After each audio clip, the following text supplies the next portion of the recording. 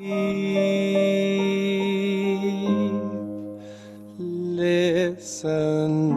deep, listen deep. Let yourself and your soul speak. There is a part of you that knows. There is a part of you that knows. Listen deep. Listen deep. Listen deep.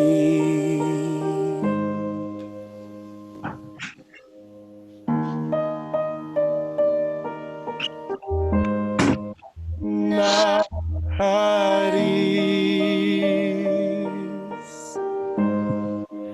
Naharis.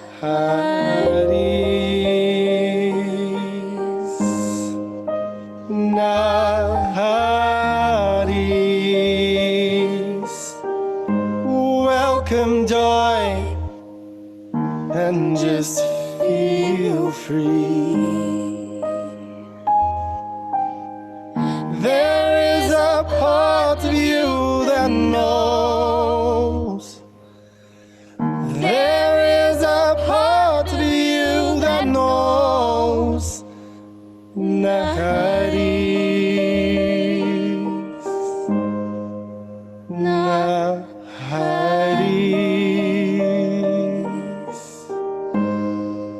Naharis. Om Shanti. Om Shanti. Om Shanti. Peace, the most underrated sign of human life, behind the grind, beyond the mind, to take our time. Rest in the heart's eye, perceive the now, conceive bright eternal plight. In no matter what's alive inside the body's vibes, whether it's low or high, or whether the weather will wither and dry your hides. Our cells have filaments as instruments for the silence. Allow the sound to spark us up, rest in presence, guidance. No man's an island, you're right, she's a cosmic beauty. Won't let her pass me by, your sacred essence elude me. I'll dance in unison and sense the echoes of our movement. Then sit in stillness, in realness and feel.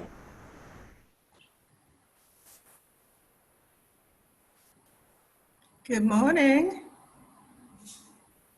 Morning, everybody. Morning. Morning. So this morning we started a little bit differently with some beautiful music there by Marco.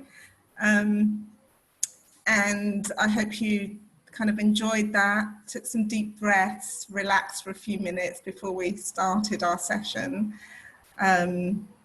I'm currently in sunny Cyprus, and I've been working over here for a week and really enjoying the island life, swimming in the Mediterranean in the morning, eating healthy food, and generally just changing the scene, which I really felt I needed. The travel experience was interesting. It was surprisingly easy. I felt quite safe. I did have some doubts about whether I could wear the mask for so long because the flight here is 4.5 hours. But I just adapted. It was quite interesting. I kind of got used to it and it was fine. So I feel quite safe over here in Cyprus. There's only 200 cases of coronavirus, and I think they've only had 20 deaths. I mean, it is a small population. But they won't let you in here without a negative COVID test that you have to take 72 hours before. So there are some obstacles to get here, but they're just trying to keep the island safe. So I kind of understand that. So if you are still thinking about getting away this year, then I would definitely consider Cyprus as a destination.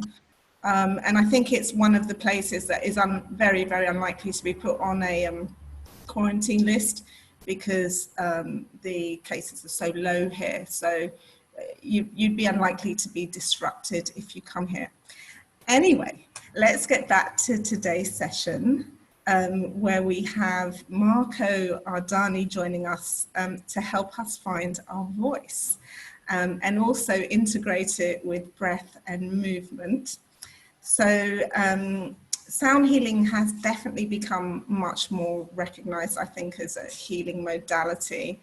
And Marco, really great to see you and have you here. Welcome. Thank you. Thanks like our well-being at home community. We have this lovely community that logs in every Saturday morning, and we do like well-being at home sessions, and I love seeing all these familiar names every week. Not everybody puts their camera on, because I would suspect most people have just kind of rolled out of bed and they're relaxed and they don't want to be seen. That's cool. It's chilled. Why not? So yeah, that's how we do it. We leave it really really cool. So let's find out a little bit more about you before we get into the practice of Voca Soma and doing some practical exercises. And we heard some of your beautiful music as we started, and you've recently released your album called Listen Deep, which is available on Spotify and iTunes, I believe. And I personally find your music like deeply meditative and relaxing, which I kind of guess is the point. You call yourself a sacred musician. Can you explain what that means, please?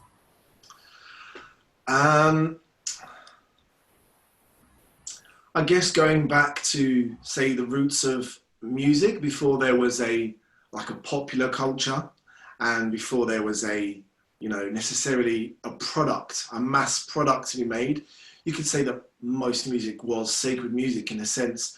The idea of the music was to bring people beyond themselves.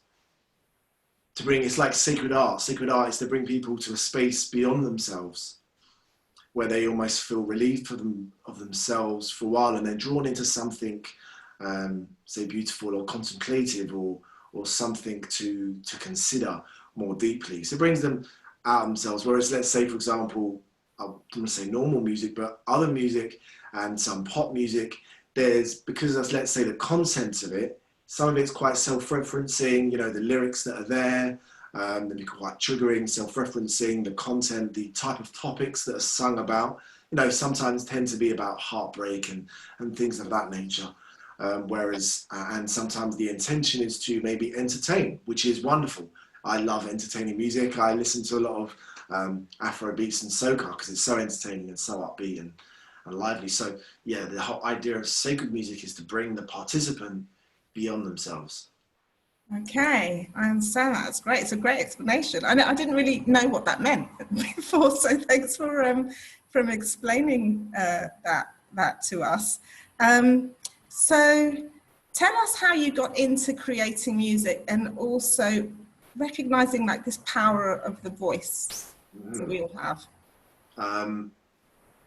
So I kind of started my, journey with using the voice from quite a young age. When I was in primary school, I was, in the productions. I had some of the main roles in some of the plays and so on and so forth. When I got into secondary school, later on in secondary school, I started to be an MC.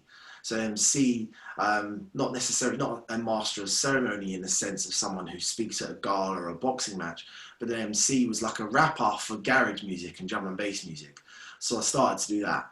And then when I went to university, I started to do rap music. So I started to be a rapper. I started to do battle raps, like in 8 Mile.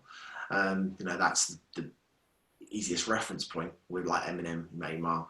And then when I came back from university, I met up with a friend who actually went to primary school with, and one of my friends who said, look, you need to contact Gareth because he's doing some great music at the moment, like hip hop music. So I made contact with him, and the first day in the studio together, which was his home studio in his mum's apartment in Colindale, and he was saying, Marco, why don't you do some singing? Like, why don't you try some singing? I think you got the voice for it. So I started to sing.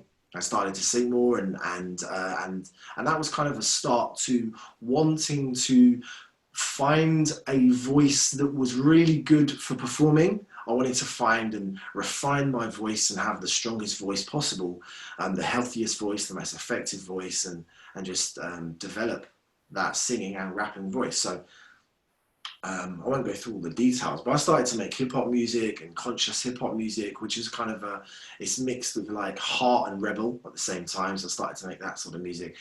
And I was going to singing lessons. So I was having singing lessons, quite traditional type singing lessons mixed with some modern ways, you know, essentially just going through scales, making different shapes with the mouth. And, you know, I had a fantastic teacher. He was really great. But at one point I just felt that there was something that type of training was missing. And I started to basically just be much more intuitive.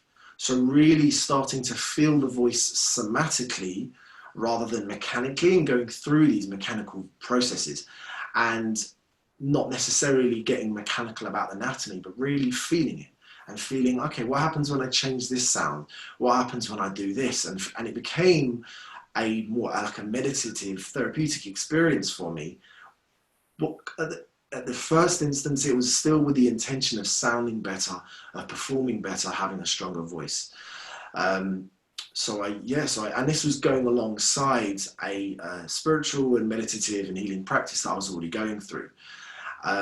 But the real shift was over the last few years, whereby a self-healing process or a therapeutic process was becoming much deeper.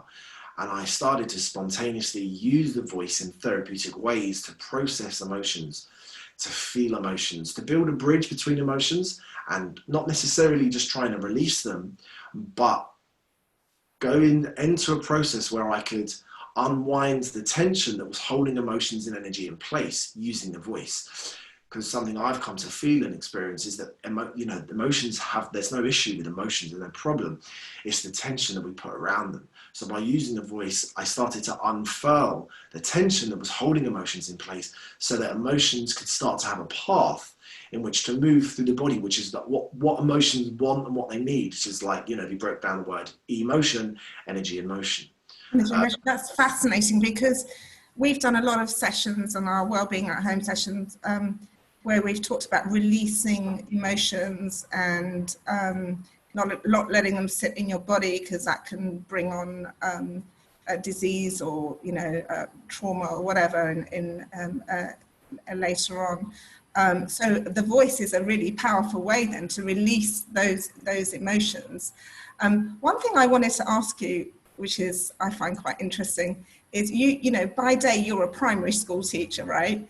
And I always find it interesting how most of the little ones have no problem being vocal.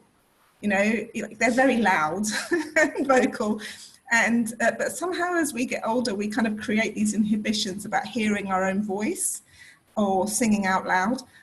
What are your thoughts around this, and do you have an experience like during your workshops about how to allow people, I guess, to have that confidence to release their voice? Because it's something that maybe it's our conditioning, it's just we've been told to be quiet, or we feel embarrassed about. I think it's interesting. I think everyone has their vocal history.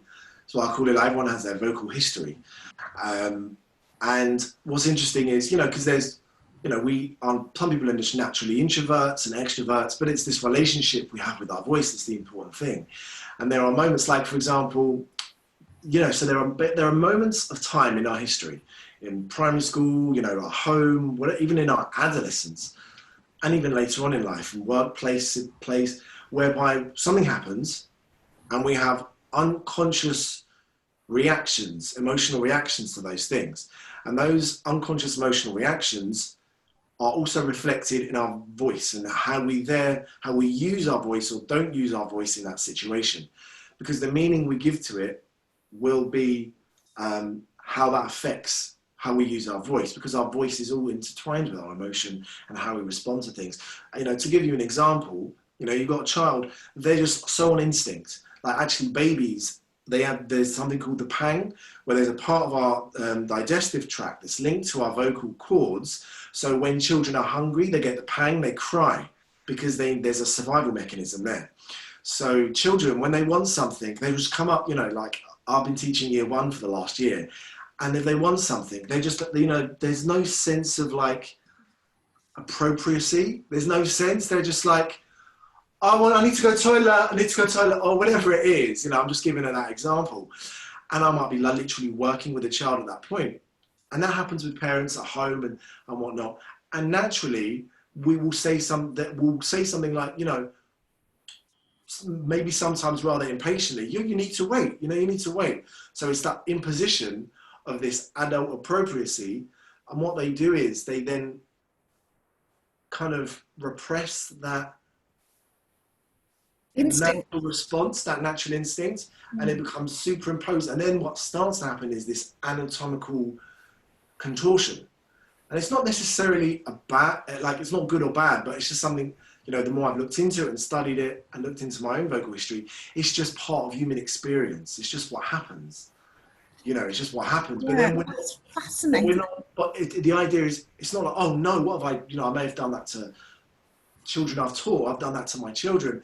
It's just, okay, to know that's the situation. But then when we handle a context like that, we also give them a chance to, as they grow up, learn, you know, appropriate ways of using the voice, you know, within family places or in public, you know, but at the same time, appropriate ways to use their voice to continue that unfiltered, unhindered, natural release of the voice. So it's the both, because we although it's wonderful to release the voice, we're not necessarily going to go on the bus and start unhindered, just go bursting into song, especially not now. You know, there's protection mechanisms in place so we don't do that. Yeah, I find that fascinating. Thank you for explaining that. And I like that idea of like everyone's got their vocal history, you know. So sound healing has definitely become a more accepted kind of healing modality. I mentioned that at the beginning, and now there are scientific studies showing that it can help with pain management, anxiety, sleep disorders. But how about your own voice? Because usually sound healing is that you're listening to sound bowls or frequencies or other sounds. So can you shed some light on how the sound of our own voice can actually help us with our own well-being? Okay, so the way you said it is, there's that sometimes you go to a gong bath or you hear a crystal bowl or whatever it may be, and it's usually quite passive. You know, we just receive the sounds, and the sounds, the vibration, you know, because, you know, science says this, and everything's vibration. You know, the sound brings more harmony through vibration, right? But then also sound can put you into alternative states of consciousness, which can bring a sense of peace, you know, insights and whatnot, right? So that's a passive experience. You can also have a passive experience of the voice. So sometimes I will use my voice and people will have a vocal sound bath where they will just hear the vibration of my voice, right? But then if there's more active voice work, it's still the same thing on one level. So on one level, we're still feeling this vibration that we are bringing forth by intentionally making vibration in our being. But the wonderful thing is, we are the instrument and the receiver of the instrument all in one. There's the distance it has to travel is much less. It's all within us. And we can start to, the more that we do it in an active way, the more that we know what we need to prescribe ourselves. You know, we know the sonic medicine we may need to prescribe ourselves in terms of vocal tones or the sounds that we make. So that's one aspect of it in terms of, you know, relating it to sound healing, but within us. But then also a crystal bowl can't change your breathing patterns. I mean, it can because of how it puts you into an alternative state of consciousness, but it's unless you're going to have one every single day, you're going to go back to normal breathing patterns. Whereas by using our voice and breath in a particular way and movement together, we then start to release areas of usual held tension. So you spoke about within this community, you guys have been working with releasing emotions, or speaking of releasing emotions, right? So emotions are generally held by tension in certain areas, held in our face, held in our jaw, held in our throat, our solar plexus, our belly, our pelvic floor. For different reasons, they're held in those spaces. But it's the tension that holds them in place. So by using the voice and the breath, we can start to counter the tendency to hold these areas and replace them with by cultivating a new pattern of openness, essentially using the voice. So that's much more active, and that's more empowered, and that's more somatically embodied, empowered work within our individual bodies that we can move through, rather than just laying there, which is beautiful sometimes, because that's all you want. You just want, you know, just to lie there and feel soothed, which is wonderful. Yeah, I've been practicing, it's a bit out there for a lot of people, but I've been doing a little bit of Kundalini yoga recently, and there's quite a lot of chanting, and people see that as a kind of a bit weird and too spiritual. But I've understood while I've been doing it that a lot of these sounds and the chanting that you do creates these vibrations in your body, and you kind of feel it physically. It's been quite a fascinating, just something to observe while I've been doing it, which sounds quite similar to what you're saying. You told me a story once about the guy who had trauma from the war. Do you want to just share that with? Yes. So Yeah. I can't remember his name. Wolfson. It was his surname. So I'm not sure what his function was. I think he may have been a medic. He may have been a soldier, but he came back from the war with shell shock. You know, what we would call now as, you know, PTSD, post-traumatic stress disorder. And basically what he was having was acoustic hallucinations, whereby he would hear the torment of his fellow soldiers, of, you know, what would happen when he was in battle. That was just, they weren't obviously there, but he was hearing them, and it was very tormenting for him. So his path and his approach was he started to vocalize these sounds that he was hearing. He started to vocalize these sounds that he was hearing. And as he started to vocalize these sounds that he's hearing, you know, there were other sounds he started to vocalize within his being as well. These joyful sounds that started to arrive out of him. So, but what happened in the process, he essentially cured himself. He had this, it was the singing cure. He cured himself of these traumatic experiences that are happening by getting them out, by essentially the tension that was there, and this within his body, this trauma that was being held, it was creating these acoustic hallucinations. That it was almost as if the tension and those emotions had those sounds, and he released them out. He let them go. Through sound. That's Yeah. really interesting. It's similar to there's this tribe in south of the USA, Native American tribe called the South Kolash, I think, tribe, and they have this ceremony called Sawayan, which basically means song. Sawayan means song, and it's if someone's kind of, you know, on a straight path, and they go through this process where they sing out the ills. This whole process, and they sing out the ills. So it's called song, Sawayan. So they get the song out of them that's ailing them. You know, it's just another interesting way of. Yeah. Well, a lot of these practices are indigenous, aren't they? They go back to a long time ago when the ancient people were actually practicing them. So tell us a bit about Voca Soma. I mean, you're going to show us, and we're going to try it. But this is a system you've created, so just give us a little bit of an intro and talk to us about the benefits, and then we can just get into trying it. Yeah, for sure. So Voca Soma, so Voca being the voice, Soma being body, but the Greek word for body, but body in the sense of this whole system. So essentially, there's 6 aspects to it, to Voca Soma. So there's the voice work, there's the breath work, there's the movement work, there's somatic self-inquiry, so this sort of mindfulness-based inquiry connecting with our feeling. There is also, what was the other one?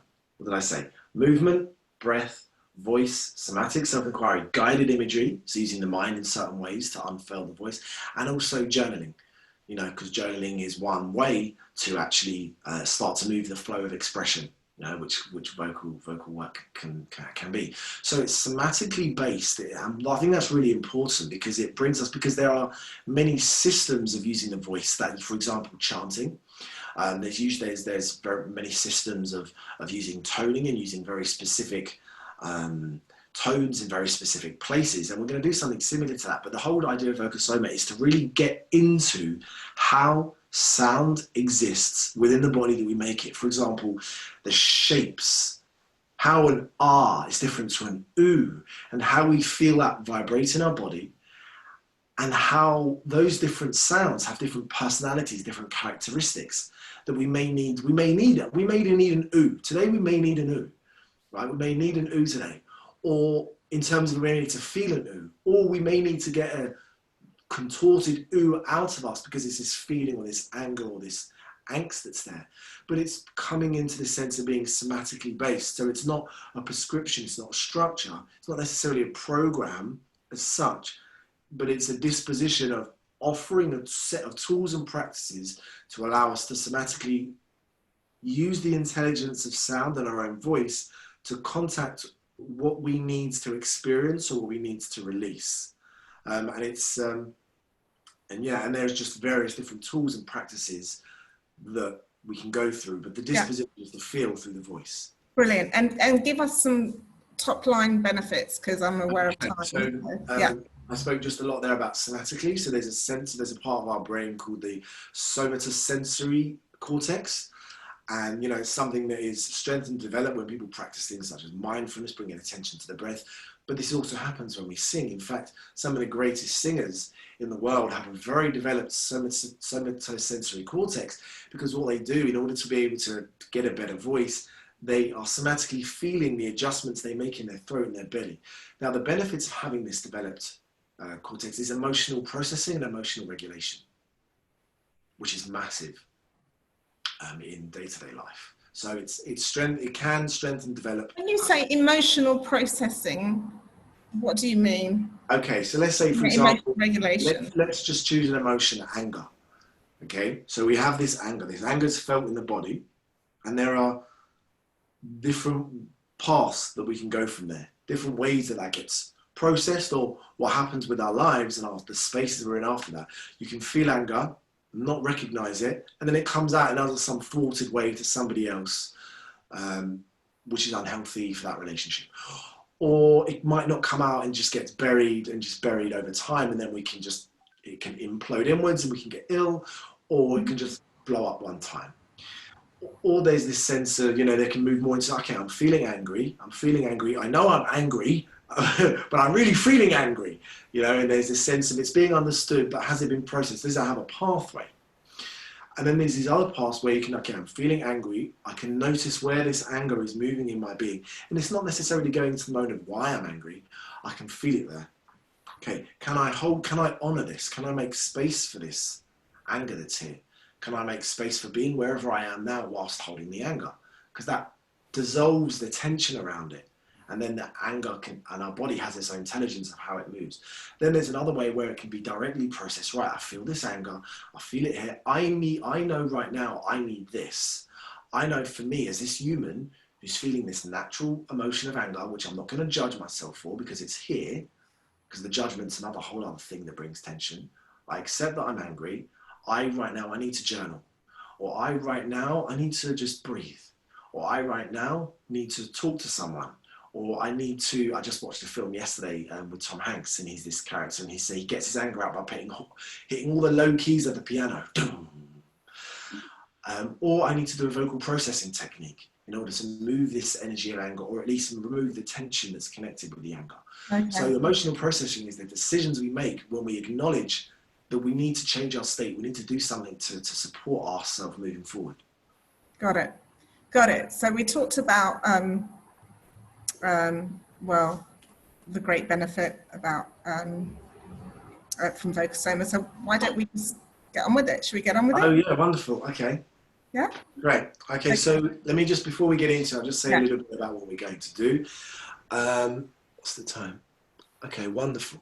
So we're going to do some movement work, some guided connection to the body, to just start to allow the breath to move into a different pattern. So by moving the body, we're just going to allow our breath to, we're going to follow the intelligence of the breath, allow it to start to become more deeper, start to flow it, and then we'll encourage this deeper, more open breath with some direct breath work. Then we'll move into some voice work, some vocal toning work. And after we've done some vocal toning work, then we'll just do some play. We'll sing something. We'll sing something together with a call and response, something a bit playful to just end the practice and bring some sunshine here into the UK with the last practice. So what you'll need to do is to have a bit of space around you for this. So we're going to get up and move. We're going to do some. Do we want people to leave themselves on mute, or do we want them to open their microphones here? Yes, if people are feeling, I don't want you to feel uncomfortable anyway. So if you feel like you don't want anyone to hear you, that's perfectly fine. Leave yourselves on mute. But also, Stella, sometimes the algorithm in Zoom is a bit funny. Okay. Okay, maybe leave it on mute for now then. Okay, fine. Okay. Okay, so I'm just going to tilt my camera so we can just tilt it a little bit more.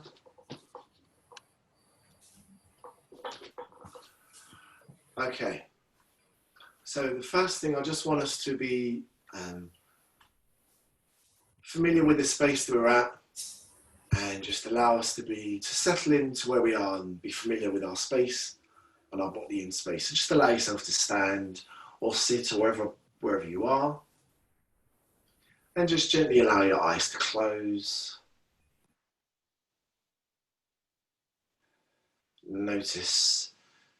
Just notice how your breathing is. No need to change it at the moment. We're just following its lead, following its intelligence.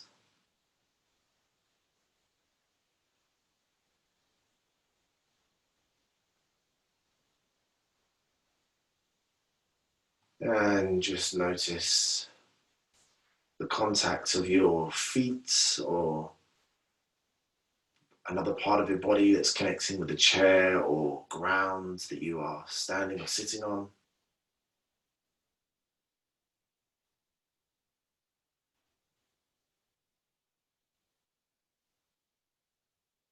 Allowing our face to just melt away. There's no need for us to be anyone or have a face or a mask to the world right now. We can just allow the muscles around the eyes to just unfurl, unwind, and the jaw and the tongue just settling down.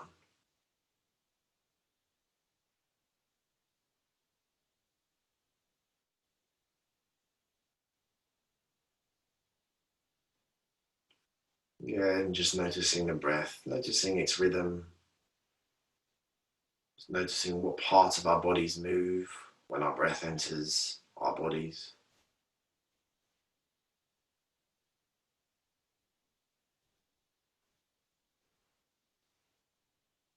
And just knowing that we have this time that we've set aside for ourselves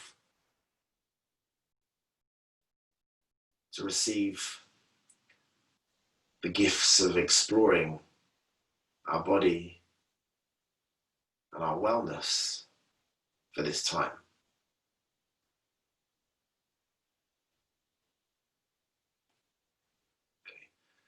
Okay. Just gently wiggle your fingers and gently open your eyes. We're going to just bring a bit of dynamism into our movement now, so we can allow the breath to open up. So what I want us to imagine is if we have a rectangle in front of us, and there are 4 corners. Okay, there are 4 corners in this rectangle. And what we're going to do, my head's going to be out of the frame a little bit, just so you can see my feet. Okay, and we're essentially going to move into the corners like so. You're really leaning in to our feet, so the weight is on our feet, really bending our knees as we do it. Now, the reason we're doing this, we're giving our body this feeling of the lower part of our body being the support, our legs being the support. Okay. So it's like left-hand corner and then bottom-hand corner like this.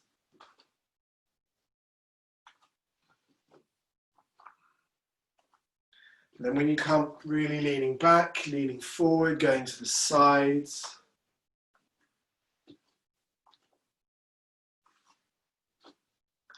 So when you're doing it, make sure that one foot is behind the other. Can you see here this posture? One is behind the other. One is behind the other. And then the one that's behind comes to the side there. And then the other one comes behind like that. And then I want you to just bring your arms into it a bit and let your arms to be a bit freer. Your chest to be a bit freer.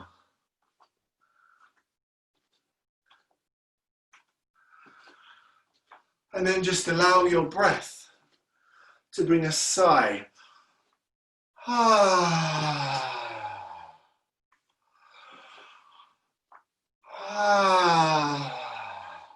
So we want to have this, try and have this feeling that our chest and up on our arms are just abandoned, just to do what they want, but our lower body is supporting us. And now we're going to just allow it to be a bit freer. So step wherever you want now. Just step wherever you want. Moving slowly. Moving your arms around. You can hang down as well.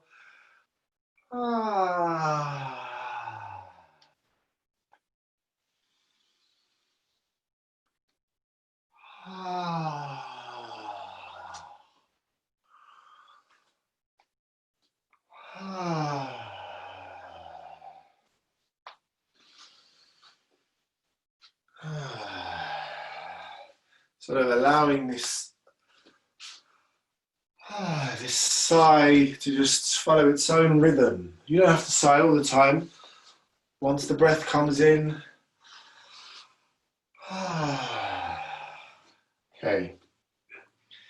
And then come back to center and just notice how your body is, notice how your breathing is.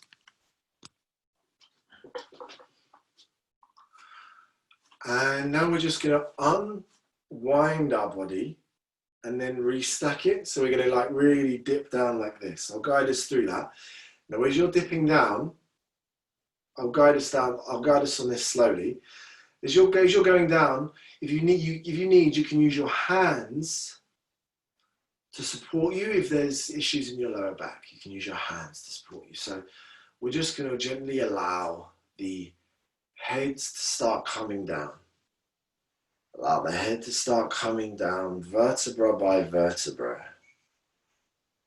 Vertebra by vertebra. And then as the head starts to come down further, the spine really starts to unwind. The spine really starts to unwind. Again, if you need to at this point, you can put your hands or your forearms just above your knees. Letting the arms hang down. And then holding each elbow. So left hand holding right hand holding left elbow. And just let the torso hang. Let the torso hang there. Keep letting the torso hang there. And feeling as if your tongue is just dangling out. Your tongue and your jaw just dangling out from this space. The whole torso just hanging off your last vertebra. And then let go of your elbows. The hands might gently rest on the floor. And then we're going to gently allow ourselves to restack. So we're going to use our feet, put pressure on our heels. And we're going to, with our head will be the last thing to come up. Gently coming up. Gently, vertebra by vertebra.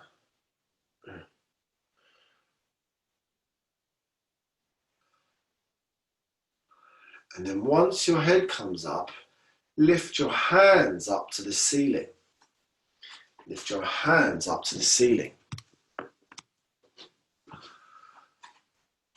And have this feeling as if you're really stretching up, as if your arms are attached to these really ferocious helium balloons and they're going up, whilst at the same time your feet's feeling really rooted and grounding on the floor. And what we're going to do is we're just going to let our hands flop, almost as if we release all tension in our wrists like this. Let the hands just flop down. And then we're going to do the same with our elbows, like this. Now, when you're in this position, we're going to flop our shoulders soon. But when we flop our shoulders, don't let the whole body flop over. We want to still have this feeling as if from our feet we're rising up. So our whole body is tall and risen, but our arms are just flopping down. So then your shoulders. So from here, have this feeling as if from the top of your head, your spine is holding you up. Your muscles are holding you up. Your skeleton is holding you up. And the muscles are just hanging off the skeleton. You don't need to use your muscles to hold you up. It's just your skeleton's doing it. Just this flesh hanging off the rib cage, hanging off the shoulder girdle.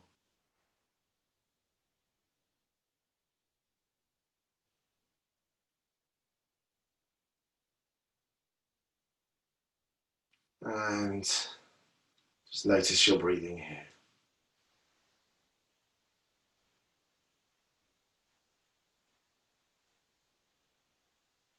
Okay. We're now going to release the belly a bit. So we release the belly, we'll release our breath a bit more. So you're going to put your hands on your knees. Just allow the head to just look down. And you're going to really allow, as you're here, your breath to bring your belly down. So when you breathe in, really allow your breath to come into your belly. It can even help to have one hand here so you can feel the belly really going into the hand.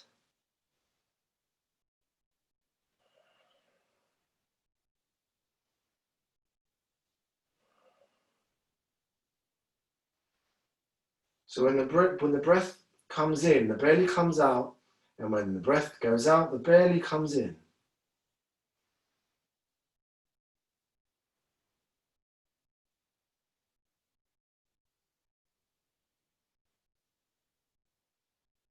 Here we're trying to release the diaphragm, one of the diaphragms anyway, in order for this breath to be more free, so our voice can be more free. We're now going to do the same thing, so come onto all fours on the floor. Come onto all fours on the ground.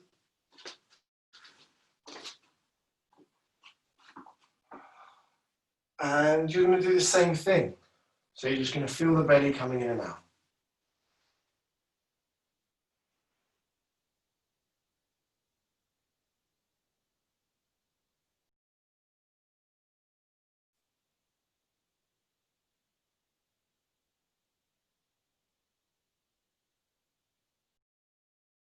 And now we're going to do a spinal flow. So I'm going to give you an example.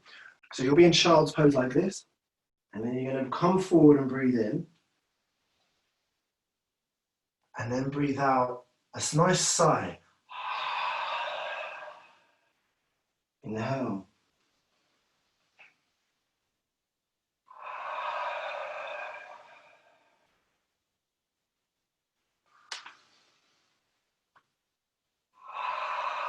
Really open your mouth. When you're doing this, feeling like that is coming not just out of your throat, but this shape is being made with your whole body, just really allowing this breath to come out as you make that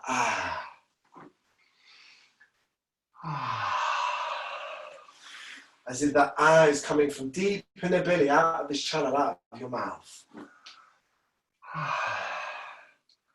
And now we can add a bit more sound into that. So it's more than a sigh, it's a bit more of a real like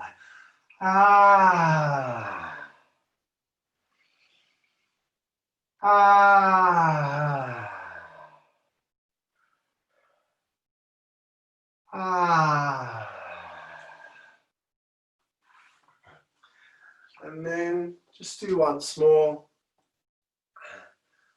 And then come into a kneeling position on your mat. If this is comfortable for you, if not, you can sit down or stand up. I will really allow us to just yawn. Little yawning, really exaggerate the yawn. Like an actor or a child, just really exaggerating.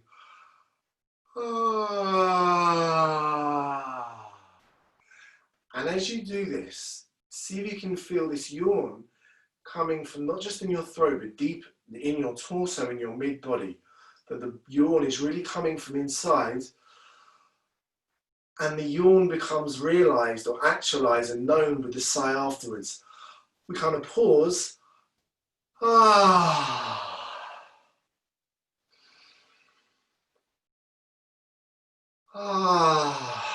And when we yawn, see if you can just fill up your whole lungs, belly first, chest, and then even upper chest as you yawn in. Releasing all out. Now let the yawn go. Let the yawn go. And keep your mouth closed.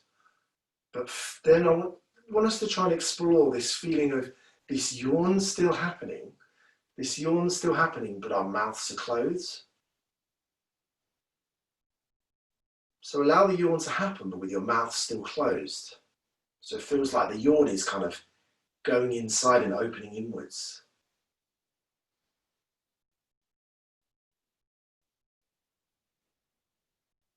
It may feel as if the throat just really wants to go down. This allows this inner yawn to happen.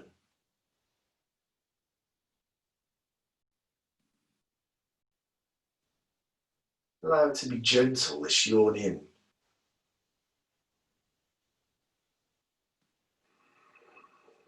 And then breathing out of the nose as well. So in through the nose.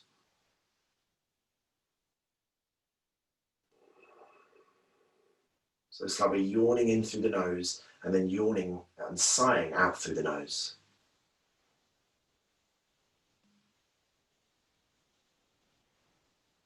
We'll do one more.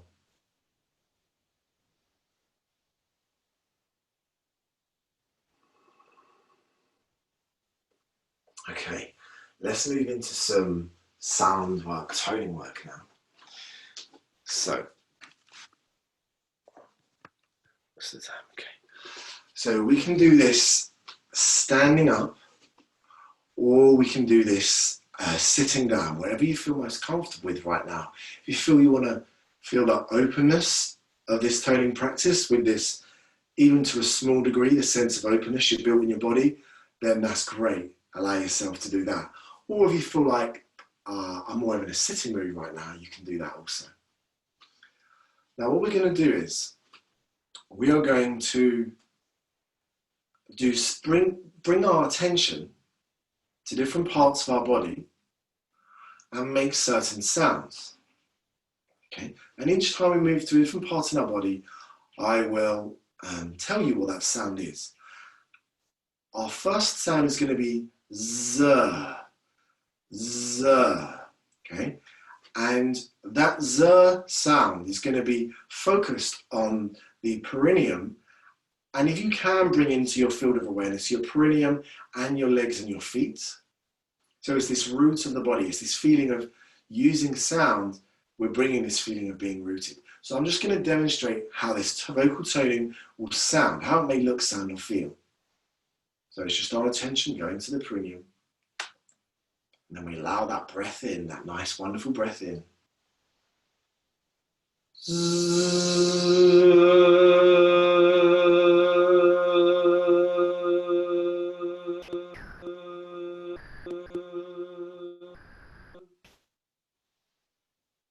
Okay, now that's the pitch I use. If you're happy with using that pitch, use that pitch. If not, use a pitch that's lower or higher. And it's okay if in the first few times your voice kind of goes to try and find out what pitch is comfortable for you right now. That's absolutely fine. Okay, so the sound is Z, and really elongate the Z and the as long as possible. Okay, so bringing your feeling attention to the perineum, your legs and your feet. We're going to do this Z. So allow the breath in.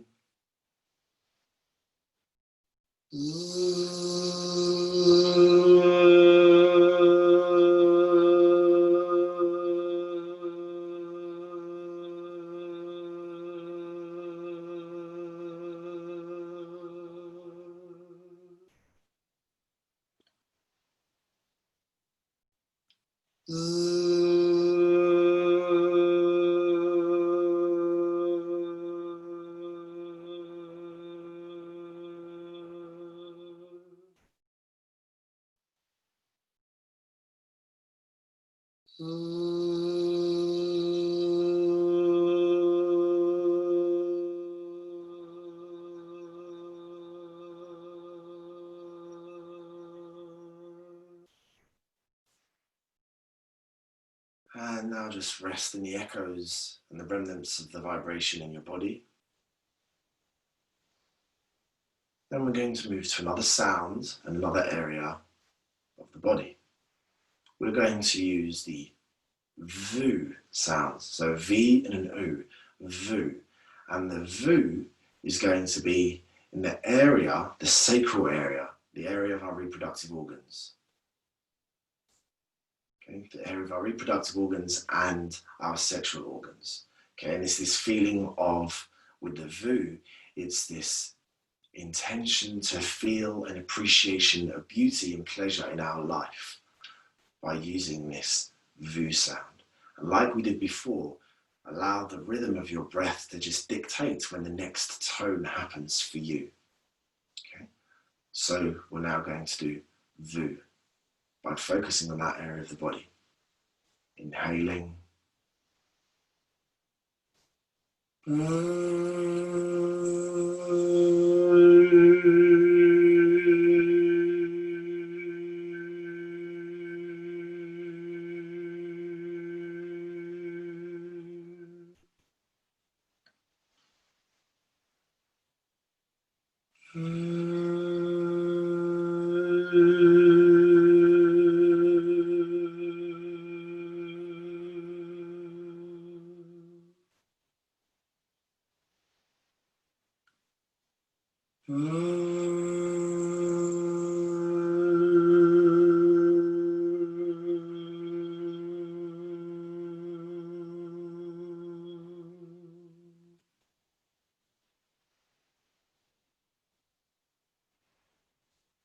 And then letting it go, resting in the rhythm of the breath,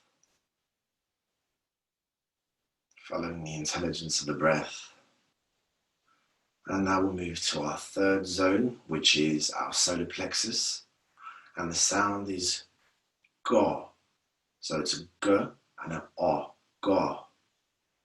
And this sense of being in this area is with the intention to feel a sense of presence, a sense of here-ness in our lives. So the sound is go, allowing the breath in. Go.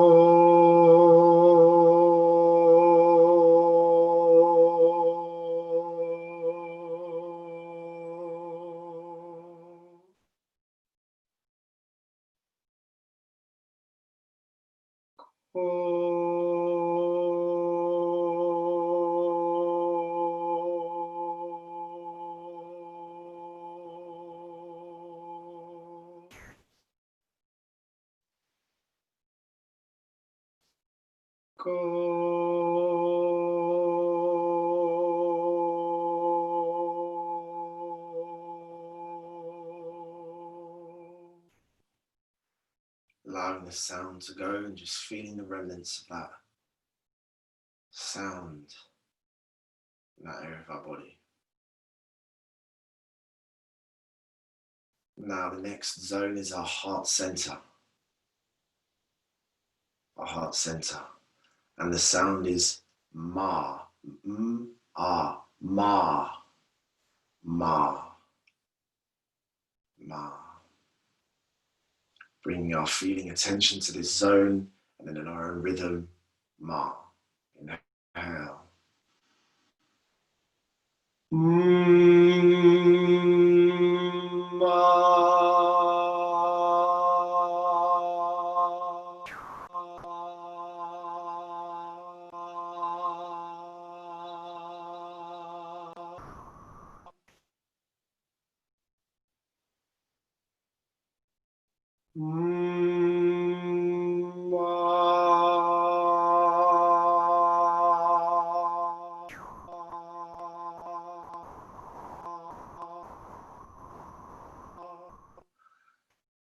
Feeling this sense of openness in the chest, in the heart.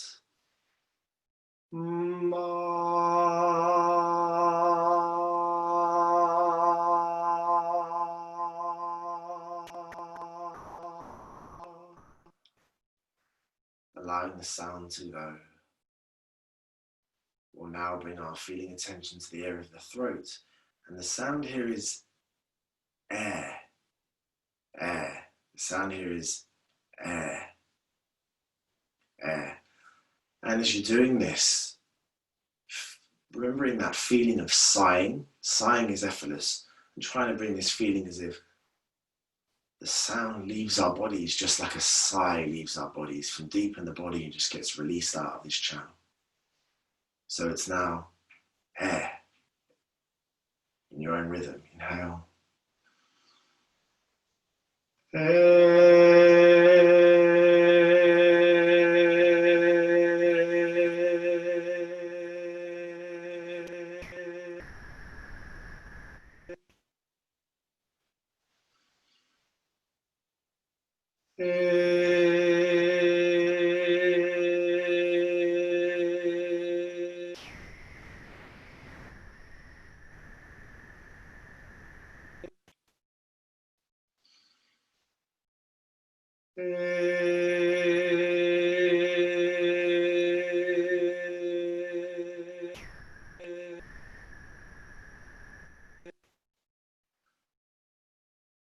The feeling of our throat area being,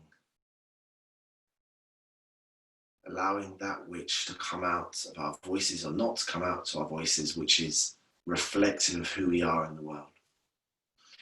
And then the last zone is the brow area, and that's a yi, a yi. So it's a what, the letter is Y, but the phoneme is yi. So it's yi, yi, like the beginning of yeah. And we're focusing the brow region. This feeling of our awareness supporting our journey and path in the world with this grounded presence. Yi, allowing the breath in.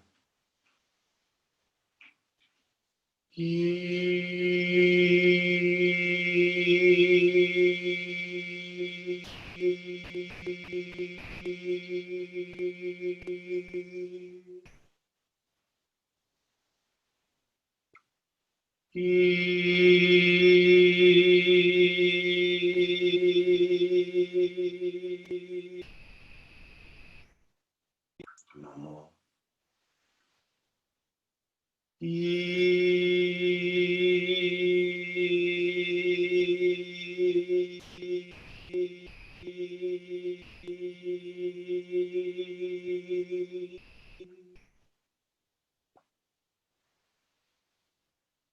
Feeling the remnants and the echoes of the vibration in your body.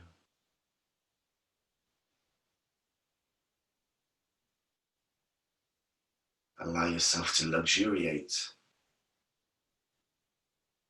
in any sense of enjoyment and pleasure and peace that is there, however small or vast. Notice it and appreciate it.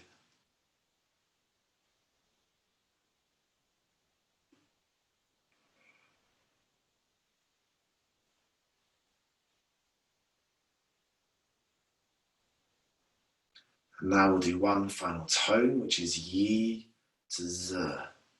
Yi to z. And as we do that, we'll bring our attention from our brow back down to the perineum, the legs and the feet. We'll just do one of those. Okay.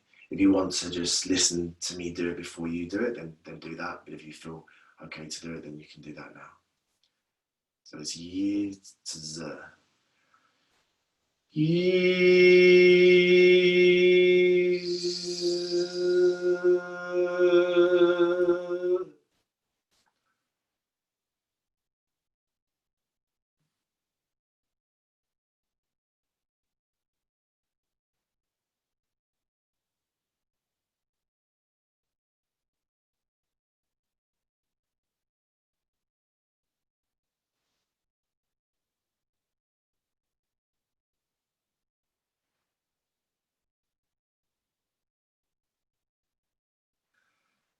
And now we'll just bring ourselves to a different ground, different space. We're going to say this word 3 times, aho. Meaning wise, it means I agree, or it means yes, I'm here with you. But just feeling wise, it just brings a different sensation into our being. We're going to do aho 3 times. Inhale. Aho. Aho. Aho. And then we're going to do 3 Indian chief grunts that sound like this. Like an Indian chief's really agreeing with something. And then the last one we really elongate. So let's do 3 of those. Breathe in.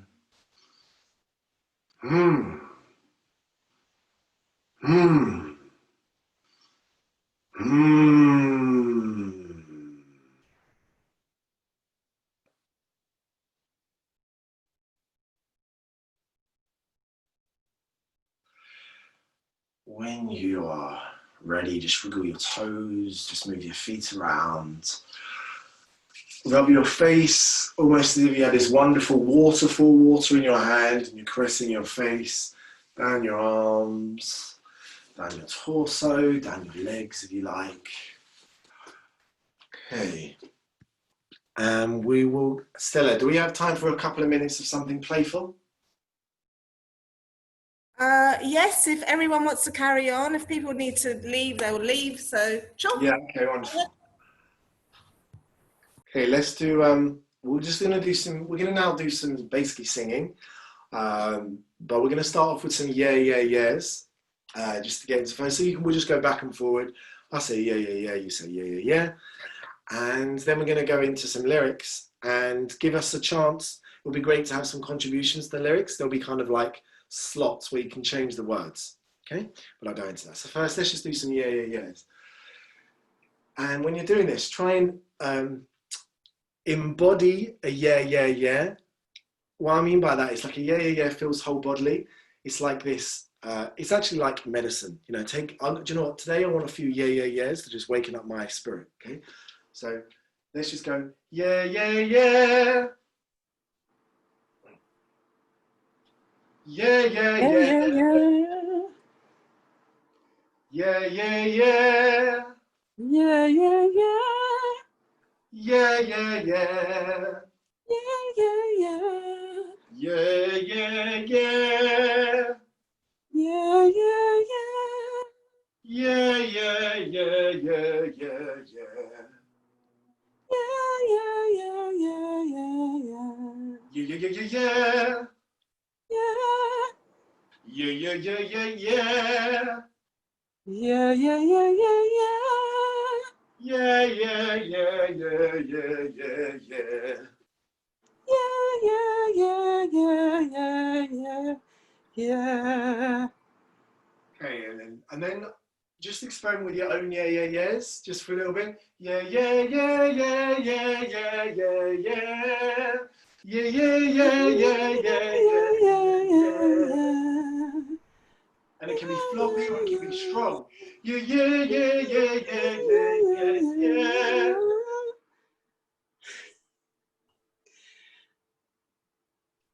Yeah, just let it be free. But you might want to be right from the beginning, as if it's coming from this belly. Yeah, yeah, yeah, yeah, yeah, yeah, yeah, yeah, yeah, yeah, yeah.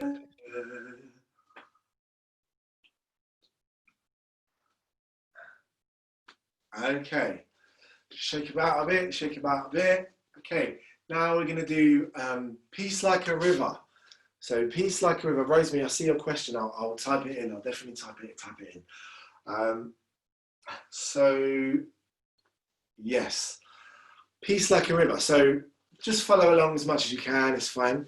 I will do a call and response. So I'll sing it and then you sing it. I got peace like a river. I got peace like a river. I got peace like a river in my soul. Okay. It doesn't matter if the notes are off here and there. Some of mine are off. Okay. So it's peace like a river. Peace like a river. Peace like a river in my soul. I got peace like a river. I got peace like a river. I got Peace like a river in my soul. Okay, you go now.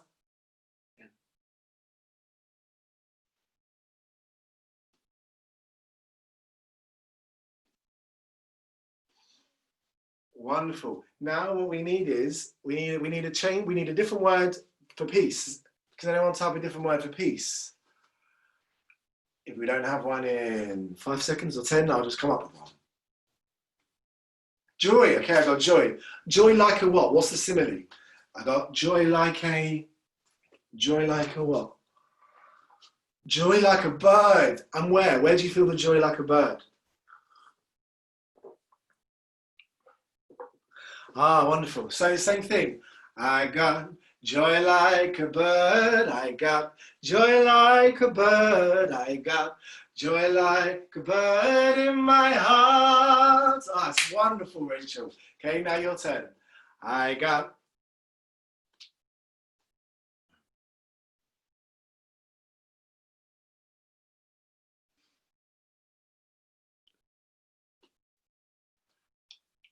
I feel like we need to do that one more time because it's so wonderful. Okay, let's do that all together.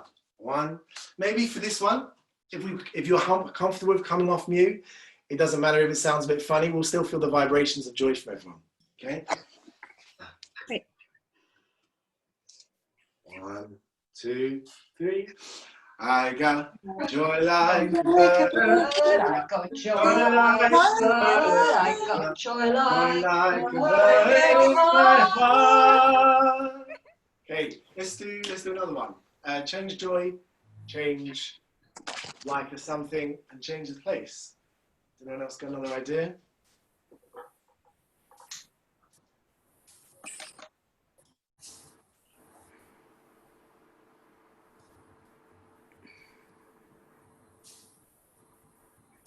Okay, I'll do this one.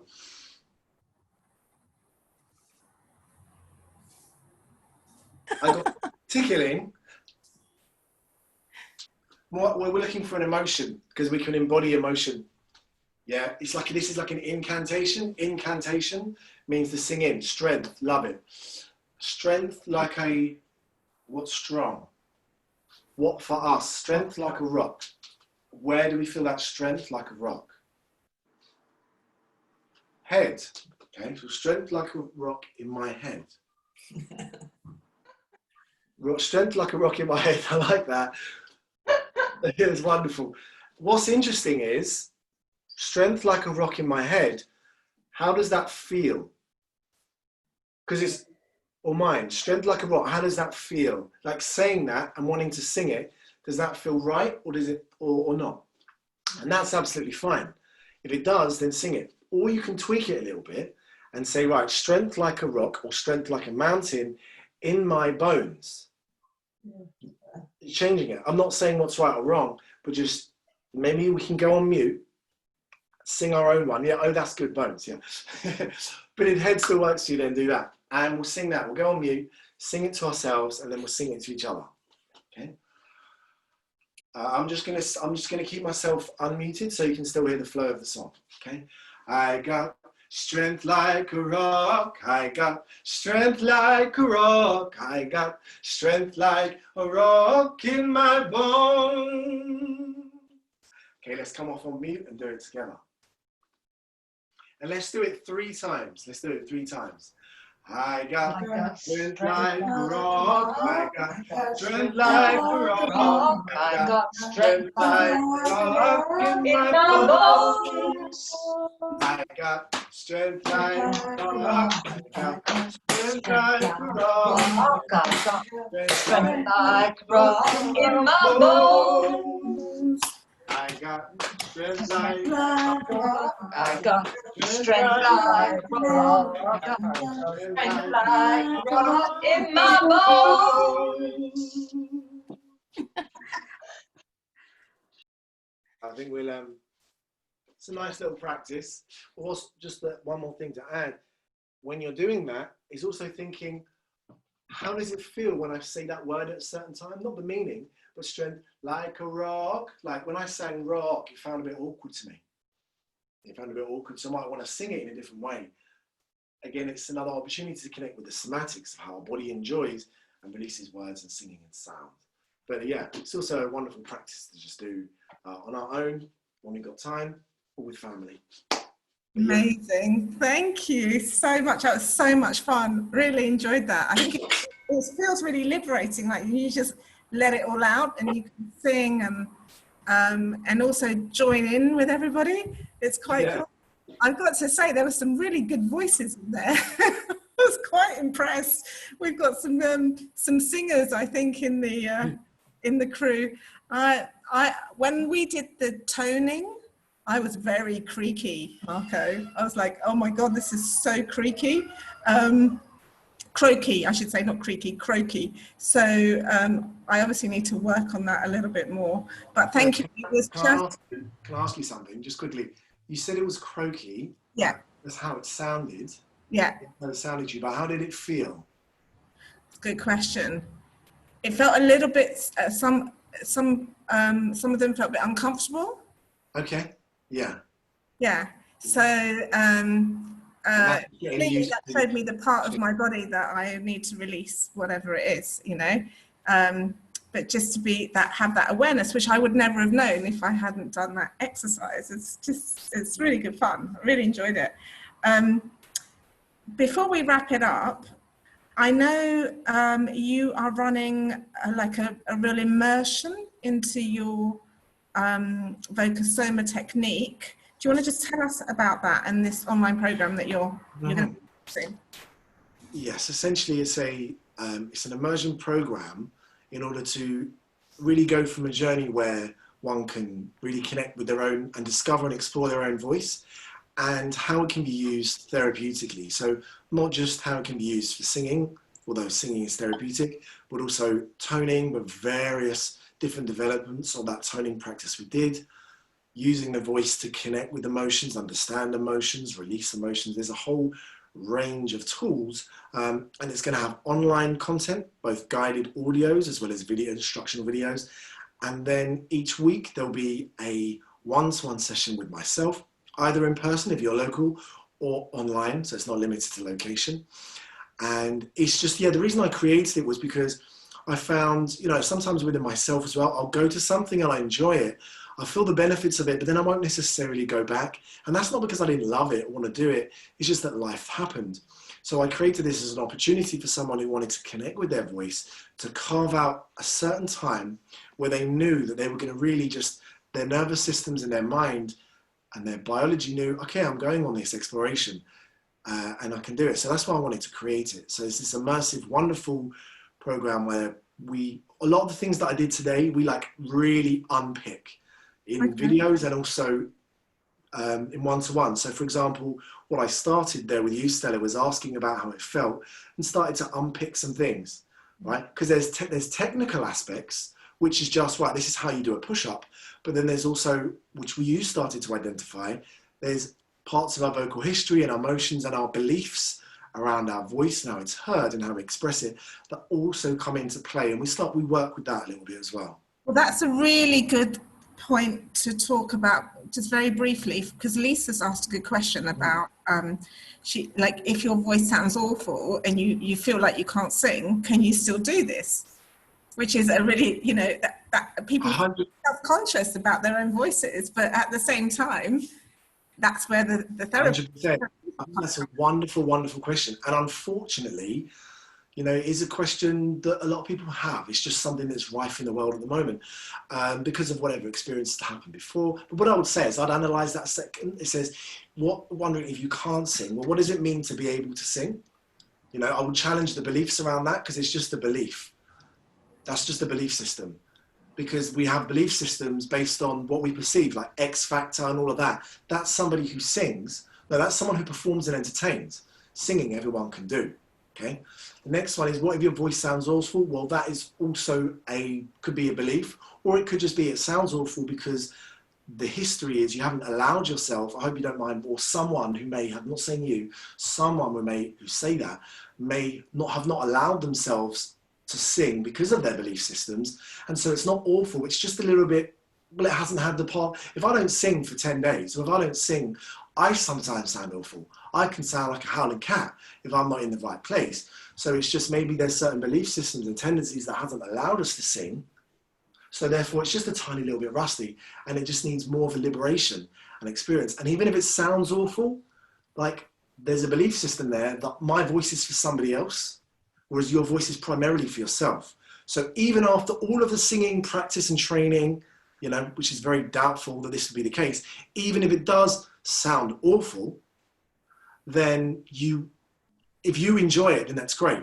And also just one more thing, are the tuning of pop music is a particular, if you're into musical theory, most people who say they're tone deaf aren't, you know, statistically tone deaf. But even if they are, they can still benefit from the developments. But also, some people are called tone deaf or have been said that certain things happen because the frequency of popular music is tuned. So A on the keyboard is 440 frequency. And so everything else is all the notes are done from that frequency, for example. So if you've got,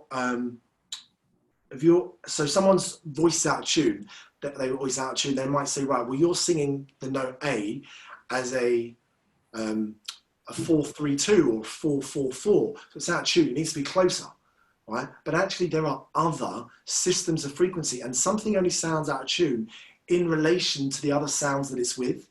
And because pop music is so rigid, when you sing on pop music, it takes a lot of training within that particular system to get it pitch perfect without auto-tune. A lot of training, but that's within one system. But the sound healing world doesn't work with that same system of frequency. It's a different frequency, and everyone's voice, when I go into the studio, and because everything else in the instruments are all tuned to a certain thing, when I go into the studio and I do certain things, my voice does need some tuning. It needs some tuning because otherwise it won't sound right on the piano that it's there, or on the guitar, or on the violin. But I'll be saying, well, when with the producer, they'll say, look, you can't tune that. If you tune that, the color of your whole singing performance is going to change. Yeah. Because that is off. That is a bum note. But that sounds wonderful because of this note and this note that came before and after it. So there's all these belief systems. The conventional belief of being tone deaf or out of tune or whatever, it isn't. I got a bit excited there because I'm quite passionate about that. I can see your passion just emerging from that. No, it's brilliant. It shows you're really into your subject, and you've created this one. Make sure I don't give myself an aneurysm while doing it. No, please don't do that. Anyway, everybody. Oh, Liz.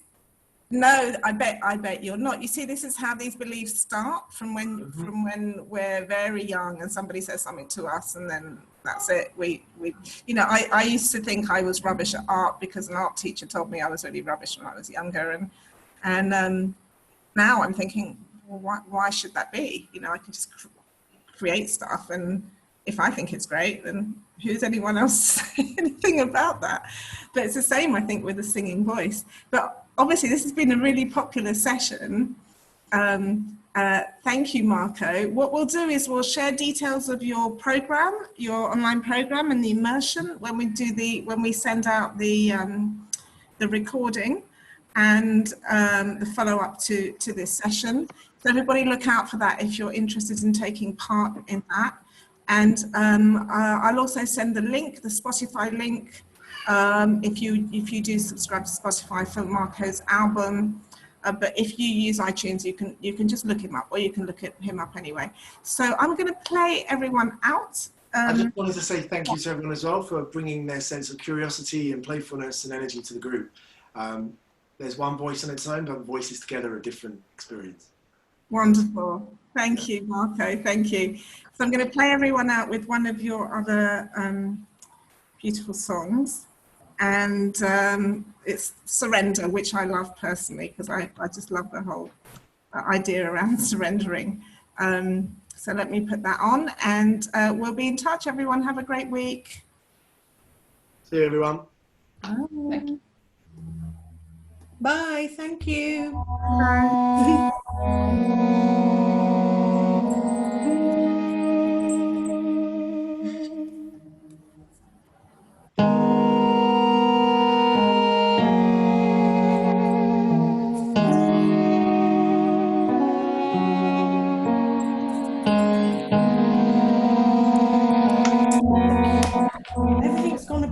pear-shaped today.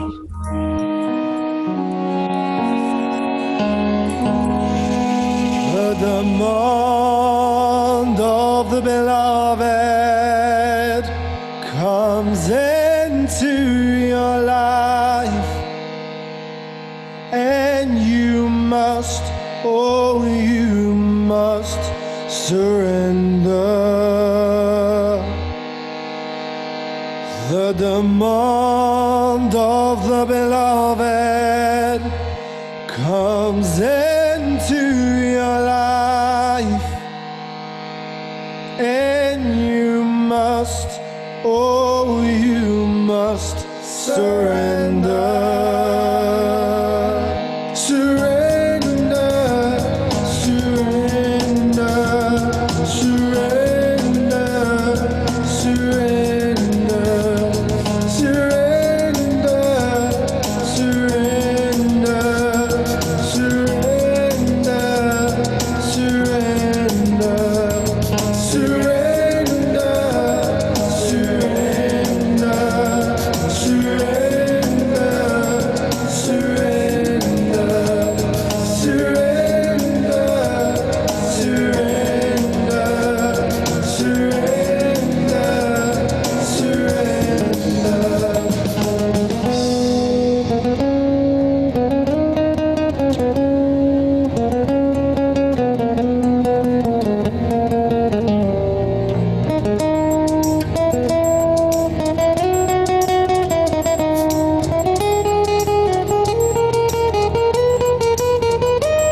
Strike fear into your solar plexus. When true love comes to touch your being, smothering your cells from all directions. What kind of notion and what kind of potion has this rapper had to sip on?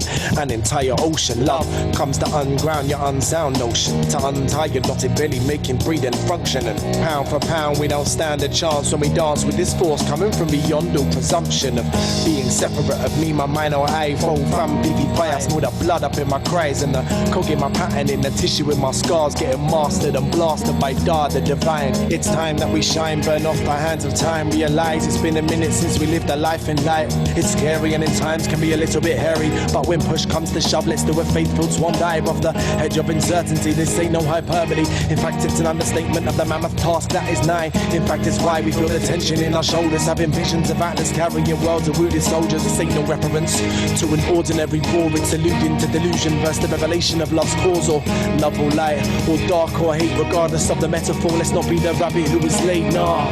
Let's not be the rabbit who was late, nah. Let's not be the rabbit who was late. Let's circambulate a ball of pure intention as warriors of truth, paying no mind to hesitation. With solar plexi soften being burnt in purification, in love's own true heart beyond self-meditation.